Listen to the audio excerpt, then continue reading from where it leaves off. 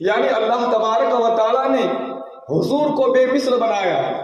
اور دیکھیے اللہ تبارک و تعالیٰ نے اپنے محبوب کا نام تو محمد رکھا، آسمانوں پر احمد ہے، مگر اسی کے ساتھ ساتھ اس نے کئی ناموں سے پکارا.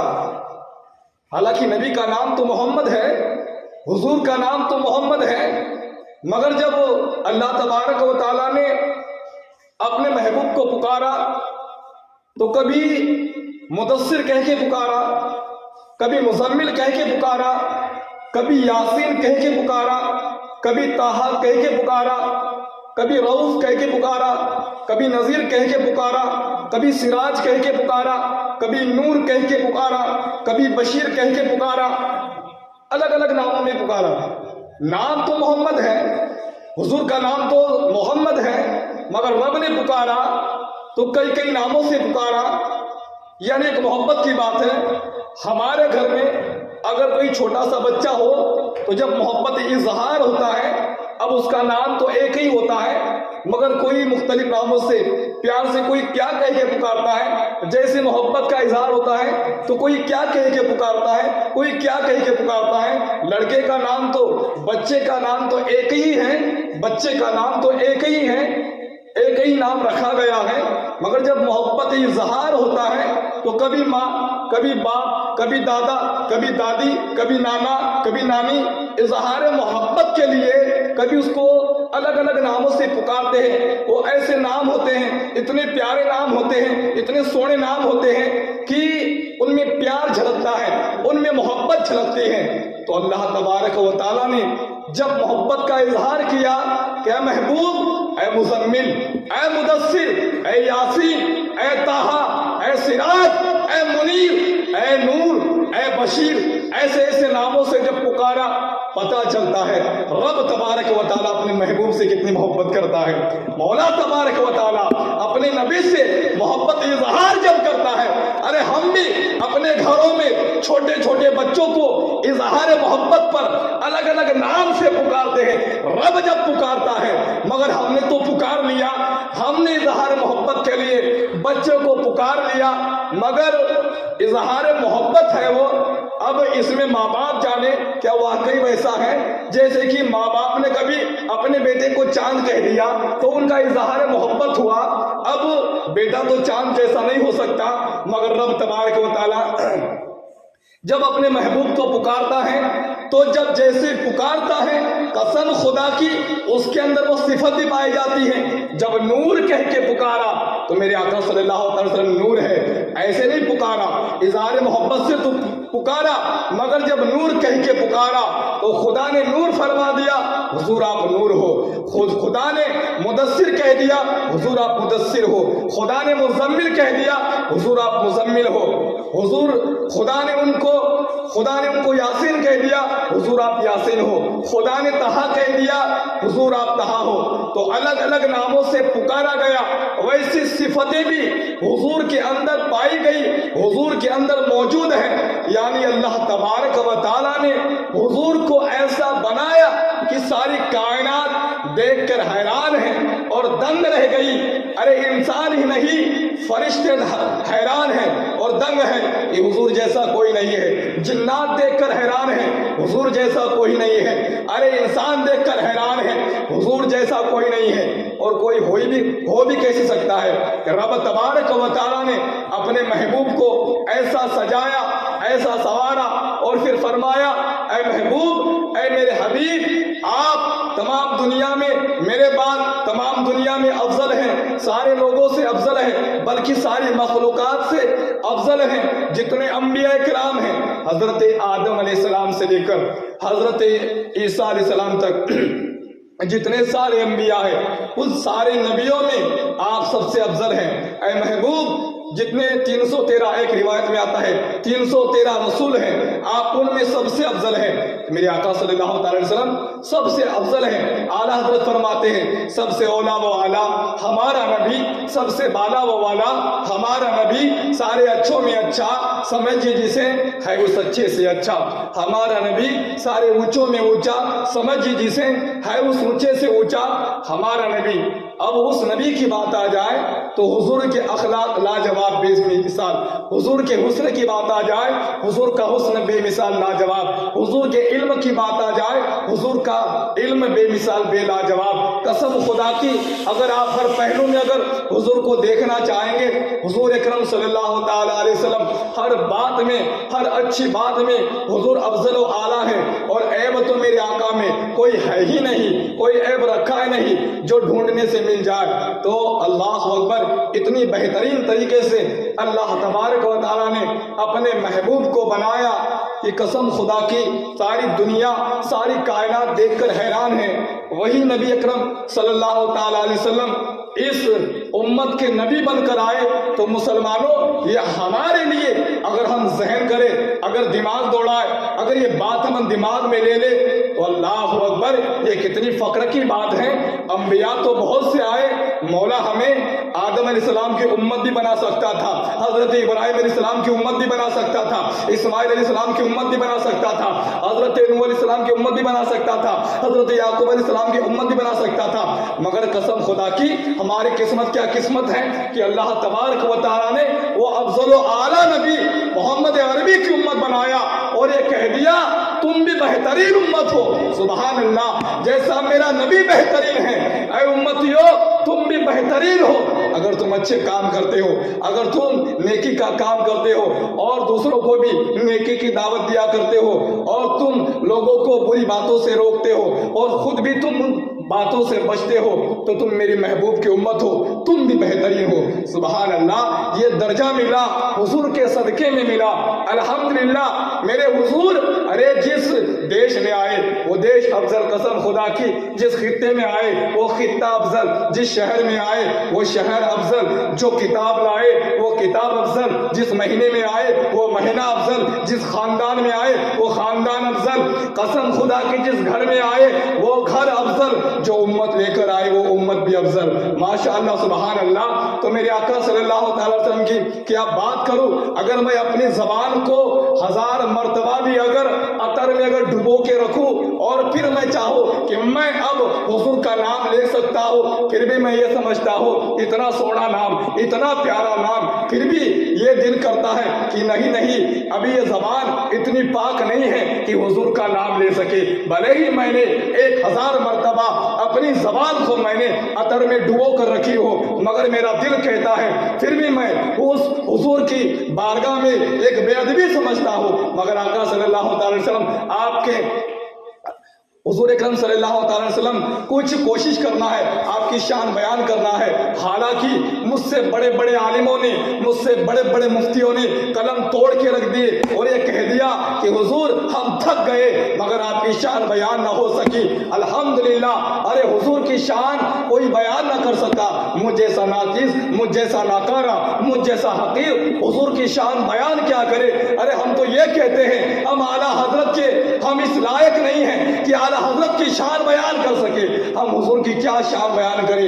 الحمدللہ، حضور کی شان بیان تو خدا نے کی ہے۔ رب فرماتا ہے وَمَا أَرْسَلْنَاكَ إِلَّا رَحْمَةً لِّلْعَالَمِينَ، اے محبوب ہم نے ساری کائنات کے لیے آپ کو رحمت بنا کر بھیجا ہے۔ محبوب ہم نے ساری کائنات کے لیے آپ کو رحمت بنا کر بھیجا ہے۔ آپ ساری کائنات کے لیے رحمت ہے، آپ سب کے لیے رحمت ہے۔ تو میرے حضور اکرم صلی اللہ تعالی علیہ وسلم پوری کائنات کے لیے رحمت بنا کر بھیجے گئے۔ تو بتاؤ مسلمانوں، یہ زندگی ملی حضور کے صدقے میں ملی، یہ دنیا ملی حضور کے صدقے میں ملی۔ اگر اس حضور کے خلاف اگر کوئی بولتا ہے تو پھر ہمیں برداشت نہیں ہوتا۔ آج یعنی سینکڑوں دیش، سینکڑوں ملک آج حضور کے ناموں سے رسالت کے لیے آج کھڑے ہو گئے۔ مسئلہ کیا تھا؟ اے لوگوں، اس لیے کہ تم ہمیں قتل کر دو مگر ہم کوئی بدلہ نہیں لیں گے۔ حضور کی بات آتی ہے اور دیکھیے مورچہ نکالا بھی، لوگ سڑک پر بھی اترے، تو دیکھیے مسلمان امن و شانتی والے ہیں۔ ان کے جب ہمارے نبی کے خلاف جب نپور شرما نے جب کچھ یعنی ایسے الفاظ کہے جو سینکڑوں ملک کے مسلمانوں کے دلوں کو ٹھیس پہنچی ہیں، مگر دیکھیے مسلمانوں میں مورچہ نکالا، ریلیاں نکالی، میدان میں تو اترے، مگر خالی نپور شرما کے خلاف بولا ہے، کسی نے کسی دیوی دیوتاؤں کے خلاف ایک شبد نہیں نکالا ہے۔ بول تو ہم بھی سکتے تھے، मगर हमने यही किया कि नहीं, हमें इस देश में अमन शांति को कायम रखना है, हमें दंगे नहीं भड़काना है। आप देख लीजिए, व्हाट्सएप पर देख लीजिए, कोई न्यूज़ देख लीजिए, अगर उंगली उठाई नुपुर शर्मा के खिलाफ उठाई, इसलिए कि उसने नबी के खिलाफ बोला है। अगर रैलियां निकली नुपुर शर्मा के खिलाफ निकली, अगर मोर्चे निकले नुपुर शर्मा के खिलाफ निकले, मगर किसी ने भी किसी देवी देवताओं के खिलाफ नहीं बोला है, इसलिए कि हमारा कुरान हमें दर्श देता है, लकुम दीनुकुम वलिय दीन, तुम्हारा दिन तुम्हें मुबारक, हमारा दिन हमें मुबारक। लकुम दीनुकुम वलिय दीन, अब तुम तुम्हारे मजहब में आजाद हो गए, हम हमारे मजहब में आजाद हो गए। ना तुम्हारी जबरदस्ती हम पे चल सकती, ना हमारी जबरदस्ती तुम पे चल सकती है। इतनी बेहतरीन बात कुरान अज़ीम ने फरमा दी, लकुम दीनुकुम वलिय दीन। अब तुम्हारा जोर हम पर नहीं चलेगा, हमारा जोर तुम पर नहीं चलेगा। तो ये मुसलमानों, बात आई थी कि हुजूर अकरम सल्लल्लाहु ताला अलैहि वसल्लम ने एक 9 साल की लड़की से शादी की। मैं कहता हूं, अगर नॉलेज नहीं है, हमें इस बात का इल्म नहीं है, तो क्यों भोंकना, क्यों बोलना? वो ये साबित करना चाहते हैं, और वो ऊपर से ये कह रही है कि मैंने क्या गलत बोला, तुम्हारे किताब में जो लिखा है वही तो बोला। वो ये साबित करे, वो ये कहना चाहती कि मैंने गलत क्या बोला। मैं तो यही कहा कि जब तुम्हारे नबी हर बात में समझदार हैं, तो उन्होंने एक छोटी सी लड़की, 9 साल की लड़की से शादी क्यों की? अब इस बात का जवाब ये है, और उलमा जवाब दे रहे हैं, मगर वो लोग माने तो सही। जवाब उसका ये है कि हुजूर की जो शादी है, असल में हजरत आयशा सिद्दीका से 6 साल की उम्र थी। हजरत माँ आयशा सिद्दीका की तब हुई थी, 6 साल की उम्र है, मगर शादी हो गई, घर से विदाई नहीं हुई थी। माँ आयशा सिद्दीका रजी अल्लाह ताला की जो शादी है हुजूर से, उनकी उम्र 6 साल की थी, हुजूर से शादी हो गई थी, मगर विदाई नहीं हुई थी। मगर जब विदाई का वक्त हो गया, आप बालिग हो गई, आप 9 साल की हो गई, तो हुजूर की तरफ से मैसेज या संदेश नहीं आया। उन्हीं के घर से उनकी अम्मा ने कहा, हुजूर के घर में ये खबर पहुंचाई कि मेरी बेटी आयशा अब बालिग हो चुकी हैं, अब आप इनको ले जा सकते हैं, गोया की विदाई है। अब इस बात पर उन्हें मसला छिड़ा कि वो 9 साल की है। अब ये हिंदुस्तान है, वो अरब है, वहां की गर्मी अलग, यहाँ की गर्मी अलग, यानी वहां का वातावरण मौसम अलग, यहाँ का वातावरण मौसम अलग। अब कभी कभी कुछ लोग, कुछ लड़कियां लड़के ऐसे होते हैं कि 9-10 साल की उम्र में वो ऐसे दिखने लग जाते हैं कि कोई समझता है कि इनकी उम्र 16-17 साल की हो चुकी है। अगर वो कहते कि नहीं मैं इतना बड़ा नहीं हूं, वो कहते भी है कि मैं इतना बड़ा नहीं हूं, तो कुछ ऐसे लड़कियां होती हैं कि वो इतनी बालिग नजर आने लग जाती है, हालांकि उम्र होती कम है। और कुछ ऐसे होते हैं जिनकी उम्र ज्यादा होती है, 18 साल की हो जाती है, मगर ऐसा लगता है कि अभी 13-14 साल का, ऐसा होता है ना।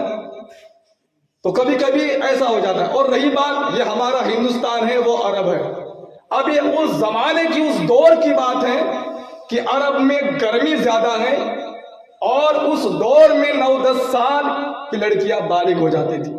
ये पूरा मसला ये है। मगर नहीं, हमें ना नॉलेज हासिल करना है, बस हमें इस्लाम के खिलाफ भोंकना है। क्यों भोंकना है? इसलिए कि हमें राजनीति चलाना है, इसलिए कि हमें कुर्सी से चिपक के रहना है। और वो समझते हैं कि हम इसमें कामयाबी हासिल कर लेंगे। अरे कामयाबी जिनके चौखट से मिलती है, जिनके दर से कामयाबी मिलती है, उनके खिलाफ भोंक कर तू कामयाबी हासिल करना चाहता है? वो मालिक व मुख्तार हैं, वो सारे कायनात के मालिक हैं। अल्लाह तबारक व तआला ने उन्हें मालिक व मुख्तार बनाया। मेरे हुजूर की शान तो वो है। मेरे आका सल्लल्लाहु ताला अलैहि वसल्लम ने अपनी उम्मत को पैगाम दिया कि मुसलमानों, अमन और शांति बरकरार रखना, तुम जिस मुल्क में रहना उस मुल्क से मोहब्बत करना, जिस वतन में रहना उस वतन से मोहब्बत करना। अब अल्हम्दुलिल्लाह मेरे आका सल्लल्लाहु ताला अलैहि वसल्लम ने जो धर्म लाया, जो इस्लाम लाया, अब इस्लाम लाकर मुसलमानों को समझा दिया।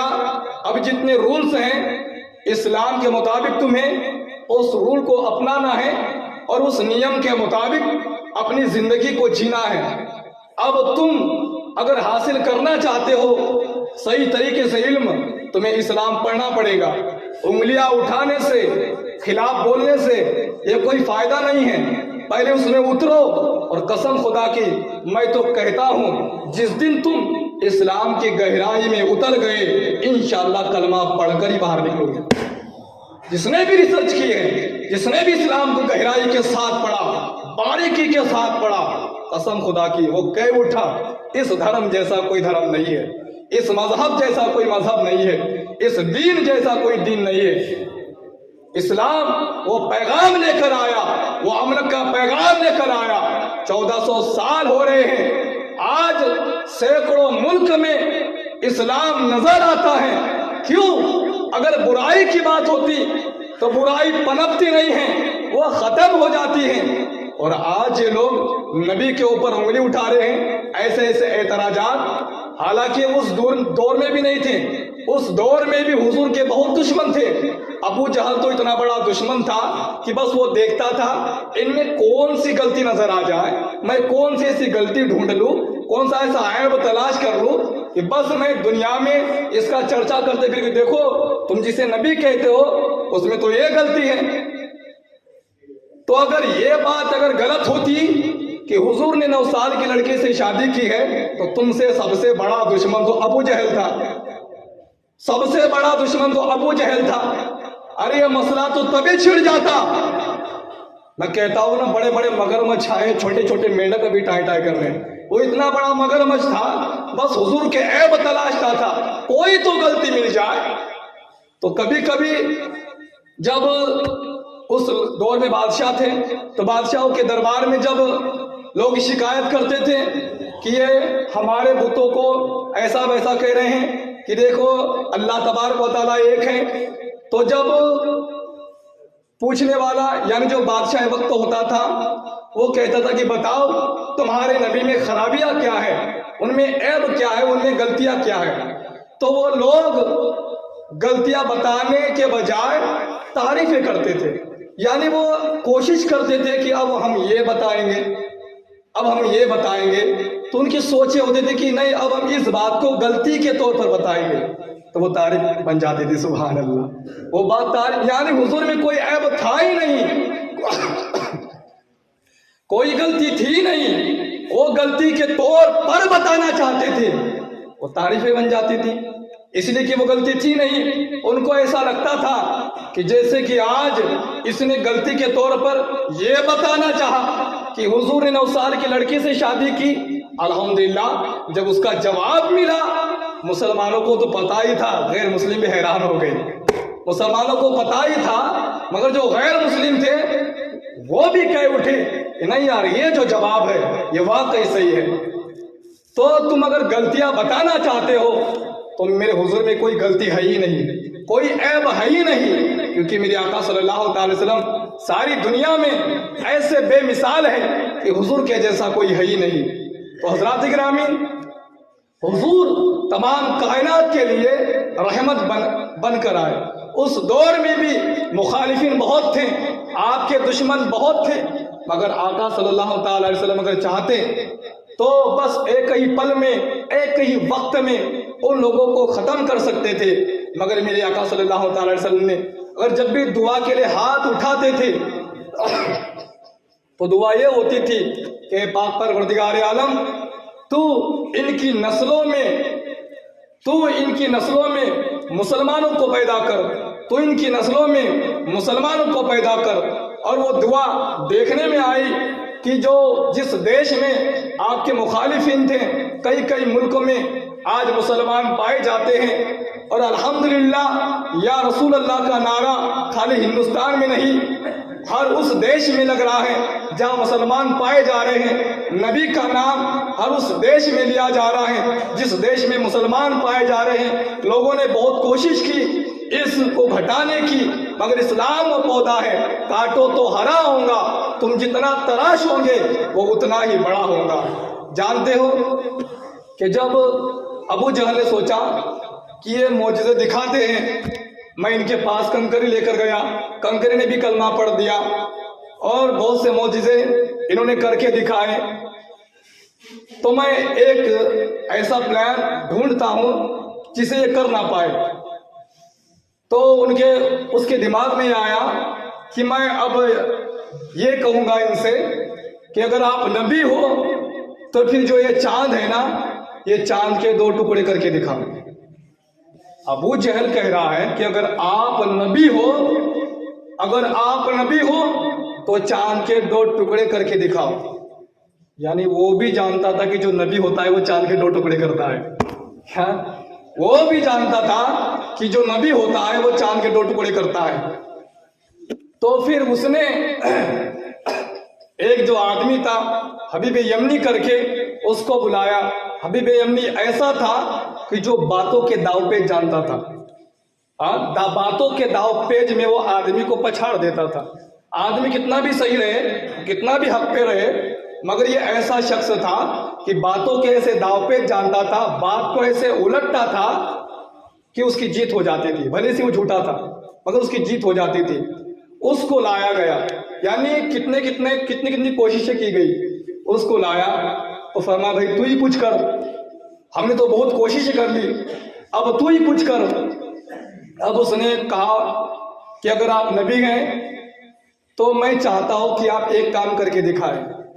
میرے آقا صلی اللہ علیہ وسلم نے فرمایا کہ ٹھیک ہے, وہ کون سا کام ہے؟ فرمایا کہ آپ بتا سکتے ہیں؟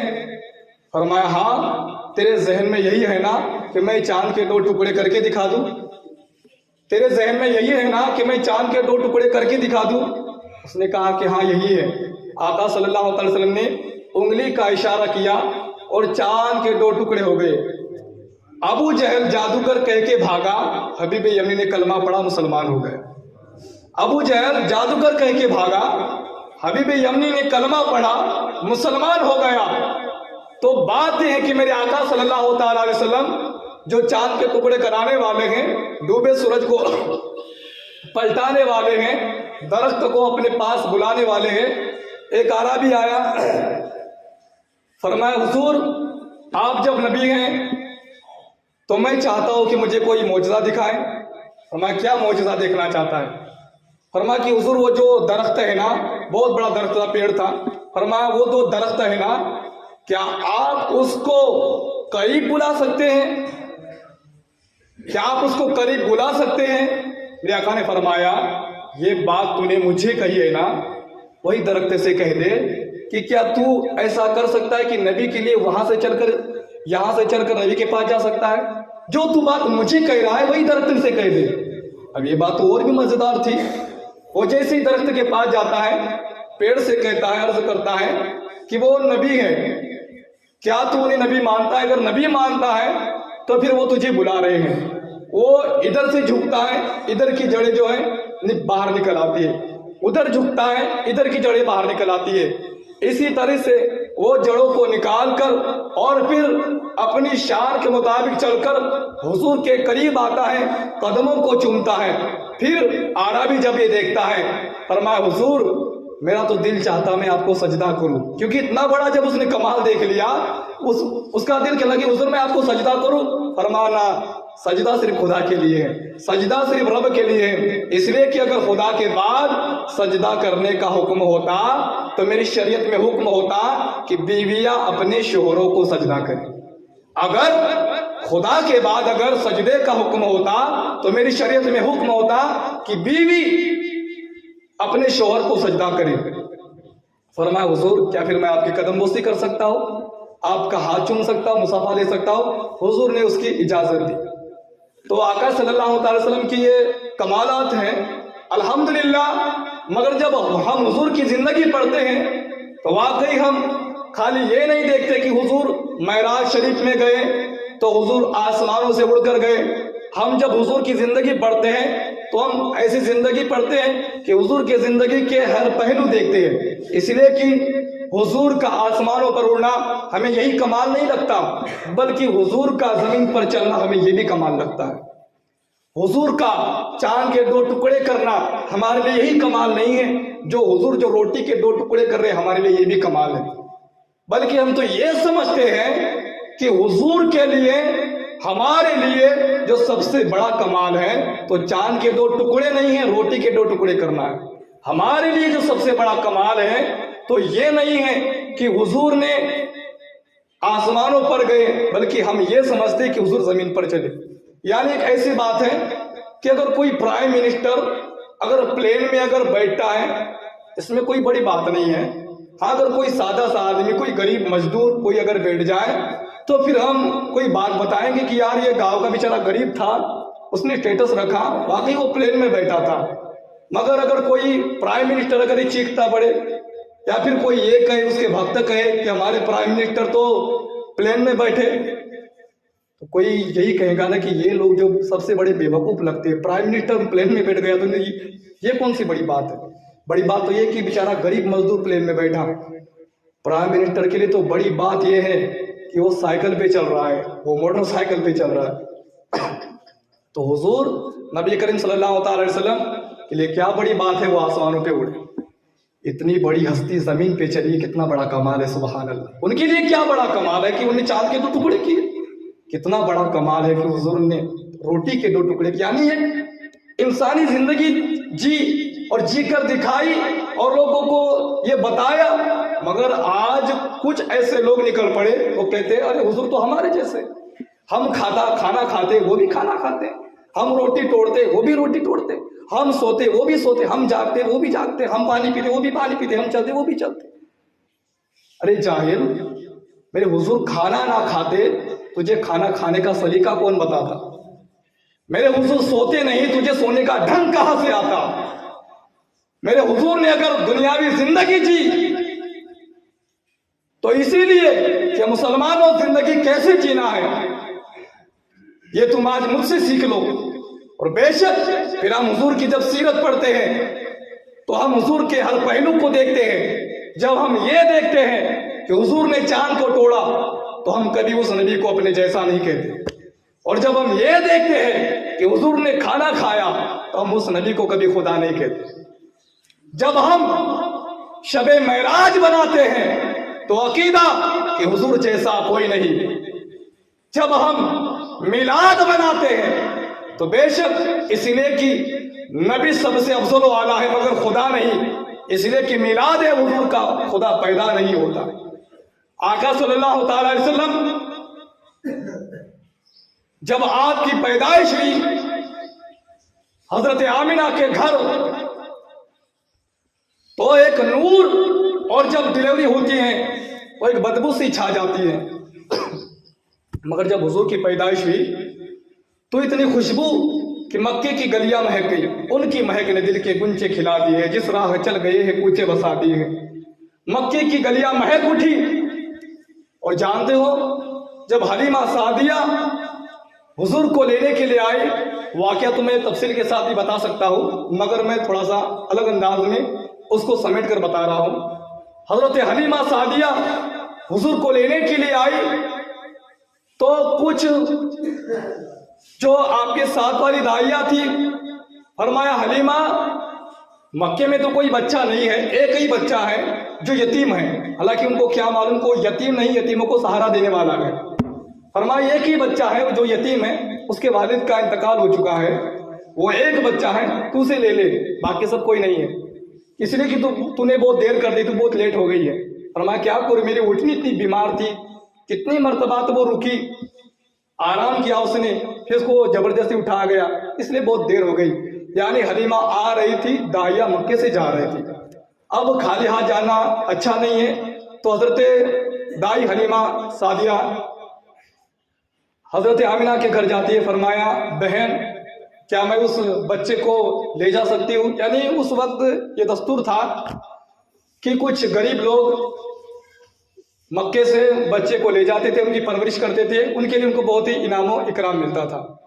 فرمایا بہن تو آئی ہے مگر دیکھ یہ بچے کا جو باپ ہے وصال کر چکا ہے۔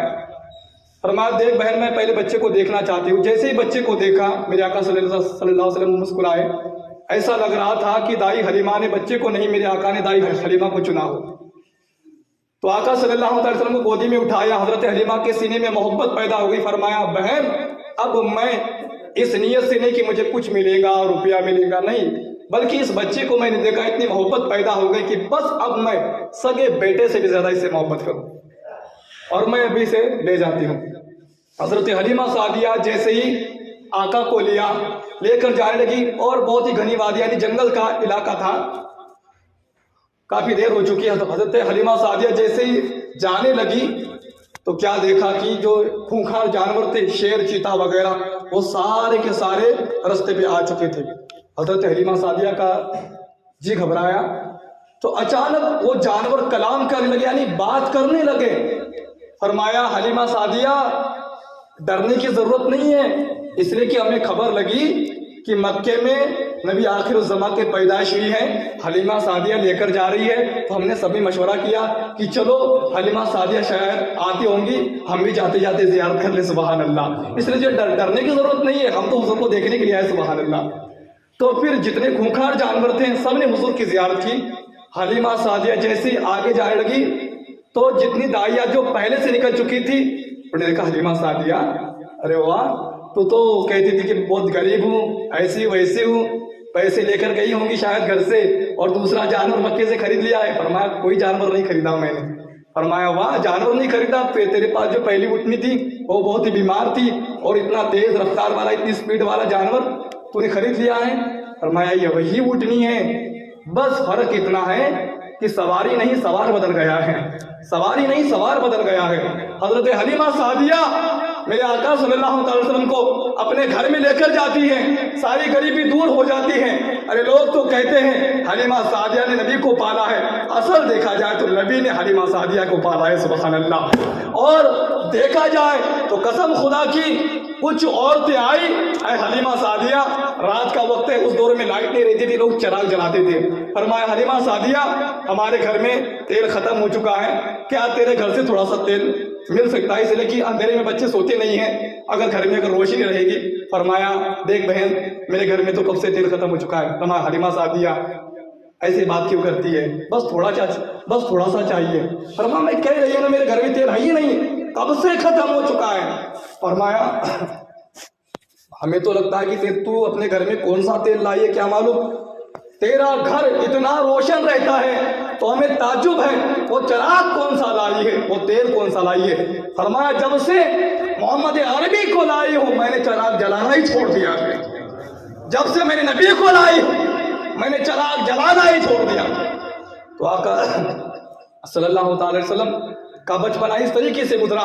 वो जानते हो, बच्चे जब चलने की कोशिश करते हैं तो किस अंदाज में चलते हैं, वो पहले यानी घसीटते हैं, फिर वो चार पैरों पर, जिसे हम बोलते कि वो हम्बा चलते हैं, फिर कभी उठते हैं कभी गिरते हैं। हलीमा सादिया सारे लोगों को बता रही है, मेरे लगते जिगर ने जब चलना शुरू किया है तो कसम खुदा की, अरे कोई चले तो इनके जैसा, ना पाँव में लड़खड़ाहट, ना गिर रहे हैं, इसलिए कि ये तो सबको संभालने वाले। सुभान अल्लाह। ये कैसे गिर सकता है, अगर किसी को अगर चलना सीखना हो तो कोई इनसे सीख ले। सुभान अल्लाह। जब चलना शुरू किया हुजूर ने, और ये आज मेरे हुजूर की गुस्ताखी कर रहे हैं। फरमाया, जब कोई बच्चा बोलना शुरू करता है तो वो तोतले अंदाज में बोलता है, वो क्या बोलता है वो खुद पता नहीं होता, सारे लोग हैरान हो जाते हैं कि वो क्या कह रहा है ना क्या नहीं कह रहा है ना। जब बच्चा बोलने की कोशिश करता है, जब मेरे हुजूर ने बोलना शुरू किया, हलीमा सादिया देखकर हैरान है, इतनी मीठी आवाज, इतनी प्यारी आवाज, कसम खुदा की हलीमा सादिया कह रही है, अगर वाकई अगर मैंने किसी की आवाज देखी है तो मेरे लगते जिगर की इनकी आवाज जैसी कोई आवाज नहीं है। जब इन्होंने बोलना शुरू किया तो ज़बान में कोई लड़खड़ाहट नहीं। तो हुजूर का बचपना देखा जाए तो आपका बचपना लाजवाब, आपकी जवानी अगर देखी जाए तो आपकी जवानी लाजवाब, आपकी अगर बुजुर्गी अगर देखी जाए तो आपकी बुजुर्गी लाजवाब। और आज ये लोग हुजूर की जात पर उंगलियां उठा रहे हैं। उंगलियां तो उठाना हम भी जानते हैं, मगर हमारा मजहब हमें अमन और शांति का पैगाम देता है। मैंने कहा कि इतना होने के बावजूद भी इतने मोर्चे निकले, इतनी रैलियां निकली, इतने लोग मैदान में उतरे, तो सब ने एक ही आवाज नुपुर शर्मा के खिलाफ उठाई। कभी किसी ने किसी देवी देवताओं को कुछ बुरा भला नहीं कहा। तो यही समझने की बात है, यही तो बहुत बड़ा पैगाम है कि यार हम कभी इस्लाम के खिलाफ, कभी तलाक पर मसला, कभी हिजाब पर, اور کبھی اذان پر. تو اتنا ہونے کے باوجود بھی یہ مسلمان جو ہیں اپنے دین سے اتنی محبت کرتے ہیں.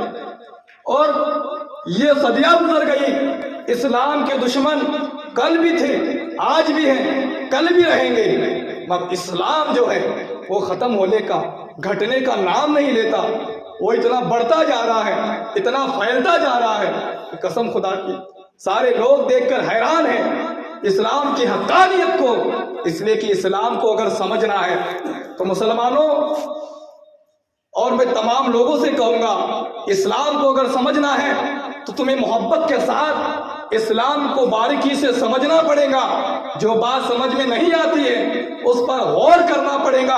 اور ایسا بھی نہیں کہ کسی مسلمان کو دیکھ کر اسلام کا اندازہ لگایا جائے اس لیے کہ میں مسلمان ہوں، میں غلط ہو سکتا ہوں. میرا اسلام ہرگز غلط نہیں ہے، میرا اسلام ہرگز غلط نہیں ہے. کسی مسلمان کو دیکھ کر اسلام کا اندازہ نہیں لگایا جا سکتا. اگر تمہیں اسلام کو اگر دیکھنا ہے، نبی کی زندگی کو پڑھنا ہوگا، نبی کی سیرت کو پڑھنا ہوگا، اور محبت کے ساتھ نبی کی سیرت کو دیکھ کر اور سمجھ کر کہ حضور نے اگر 10 یا 11 شادیاں کی ہیں تو کیوں کی ہیں، حضور نے اگر 9 سال کی لڑکی سے اگر شادی کی ہے تو کیوں کی ہے، حضور نے اگر ایسا کیا ہے تو کیوں کیا ہے. قسم خدا کی اگر تم جس دن اگر اسلام کی گہرائی میں اتر گئے، کلمہ پڑھ کر باہر نہ نکلے تو بات کیا ہے. کلمہ پڑھ کر اگر تم باہر نہ نکلے تو پھر بات کیا ہے. اسلام ایسا مذہب ہے جو ساری دنیا کو شانتی کا پیغام دیتا ہے. کون سا ایسا جواب نہیں اسلام کے پاس موجود نہ ہو. تمہارے سوال ختم ہو سکتے ہیں مگر اسلام کے پاس ایسے جواب ہیں ساری دنیا دیکھ کر حیران ہے. کوئی کیا مسئلہ اٹھاتا ہے، کوئی کیا مسئلہ اٹھاتا ہے، اسلام میں قربانی کا مسئلہ کیوں ہے، اسلام میں یہ کیوں ہے، اسلام میں وہ کیوں ہے. میں بتانا چاہتا ہوں ایسی ہی بات ہے، سبزیاں کھانا چھوڑ دو، ٹماٹر کھانا چھوڑ دو. اسی لیے کہ اگر جان کی بات آئی تو خالی جانور میں جان نہیں ہے. ارے جو ٹماٹر جس کو پانی دے دے کر تو بڑا کر رہا ہے، کیا اس میں جان نہیں ہے؟ کیا اس سبزی میں جان نہیں ہے؟ تو چھری تو یہاں بھی چل رہی ہے، چھری تو وہاں بھی چل رہی ہے. بس مسئلہ یہ ہے یہاں آواز نکل رہی ہے، وہاں آواز نہیں نکل رہی ہے، مگر جان تو جان ہے. اگر کوئی ایسے آدمی کو قتل کر رہا ہے جو رو رہا ہے، جس کے پاس آواز ہے، مگر کوئی ایسا آدمی جو بیچارہ بول نہیں سکتا، جو گونگا ہے، جو بہرا ہے، مگر اگر کوئی اس کو قتل کر رہا ہے تو جان تو ادھر بھی جا رہی ہے، جان تو ادھر بھی جا رہی ہے. مگر ہمیں تو خالی اختلاف کرنا ہے. اور اگر ہمیں انسان کی اگر رچنا دیکھنا ہے تو دیکھیے، ایک ہوتا ہے گھوڑا اور ایک ہوتا ہے چیتا. چیتے کے اگر ہم دانت دیکھیں گے تو چیتے کے دانت اس طریقے سے نوکیلے ہیں کہ اگر وہ کوشش بھی کرے گا گھاس کھانے کی تو وہ کھا ہی نہیں سکتا. ایسے نوکیلے دانت ہیں اس کے کہ وہ گھاس کھانے کی کوشش بھی کرے گا تو وہ گھاس کھا ہی نہیں سکتا. تم کتنے بھی اس کے اوپر یہ الزام لگا دو کہ نہیں یار یہ تو بہت غلط کر رہا ہے، یہ تو بہت غلط کر رہا ہے، مگر اس کے دانت ویسے بنائے گئے ہیں کہ وہ کتنی بھی کوشش کرے گا وہ گھاس کھا ہی نہیں سکتا. اور اگر تم گھوڑے کو اگر زبردستی ماंس کھلاؤ گے تو اس کے دانت ایسے بنائے گئے ہیں کہ وہ کوشش کرے گا، اس سے ماंس کھایا نہیں جا سکتا، اس سے ماंس کھایا نہیں جا سکتا. انسان کو دونوں دانت دیے، سبحان اللہ. انسان کو نوکیلی بھی دانت دی، چپٹ دانت بھی دیے، یعنی بتا دیا. اب جو حرام و حلال ہیں اس میں شریعت نے بتا دیا کہ مسلمانوں تمہیں کس چیز سے بچنا ہے، کس کو کھانا ہے، کس کو نہیں کھانا ہے. تو میں کہنا چاہتا ہوں اسلام کو پرکھو، اس کو پڑھو، اس کو جانو، تب جا کے قسم خدا کی اگر اس طریقے سے ہم نے اگر اسلام کو اگر جاننے کی کوشش کی تو پھر یہ ایسے لوگ جو آج اسلام کے خلاف بھوک رہے ہیں ایسا کوئی دوسرا کھڑا نہیں ہوگا. حضرات گرامی، اللہ تبارک و تعالیٰ جو میں نے تقریر کی ہم سب کو اس پر عمل کرنے کی توفیق اور رفیق عطا فرمائے. دیکھیے جو